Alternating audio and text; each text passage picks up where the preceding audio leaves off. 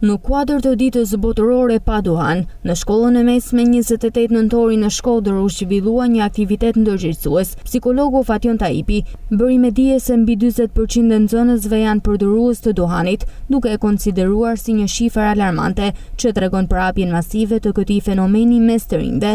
Ai shtoi se shqetësimi është i pranishëm edhe në ciklin nënvjeçar, ku rastet janë në rritje. Duhanpirja tek gjimnazistët, por faktikisht është një problem që ka filluar edhe tek nxënësit në shkollat 9 vjeçare, është një problem shumë shqetësues për faktin sepse nuk janë të vetëdijshëm për dëmet që shkakton duhani. Statistikat e mia si psikolog dhe si shërbim psikosocial nuk është se ka një dallim gjenor në lidhje me përdorimin e duhanpirjes. Pothuajse është e përhapur si tek vajzat dhe tek djemt një lloj. Në një studim që kena bërë më herët me gjimnazin, kena rreth 30-40% të nxënësve që shprehen që një shok i jemi. Ndërkohë drejtori rajonal i operatorit të kujdesit shëndetësor në Shkodër, Visar Jetina, theksoi rëndësinë e ndërhyrjes së hershme përmes edukimit dhe komunikimit të vazhdueshëm me të rinjt. Tema që na kishim zgjidhur sot në këtë aktivitet sensibilizues duhani rruga drejt së keqes është më shumë se sa një paralajmërim. Është një thirrje që ne i bëjmë rinisë për me zgjedhë një jetë shëndetshme.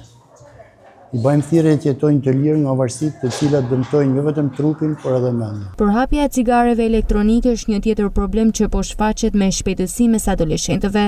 Së fundmi një problematikë shumë e madhe e shoqërisë tonë është përdorimi në masë i cigareve elektronike. Kjo është një formë e re, e cila zakonisht vjen në mitin që është në mitin e gabuar që nuk janë të dëmshme, por në fakt janë shumë të dëmshme realisht edhe se vetë duhani. Nxënësit tregojnë se ky zakon është i përhapur mes moshatarëve të tyre dhe se shpesh nga kuriozitet kthehet në varësi. Mesazhi im që do të ishte për pjesën e duhanit është që është një problem shumë shqetësues në këtë ditë të sotme dhe shumë të rinj e konsumojnë duhanin shumë me fëmijë.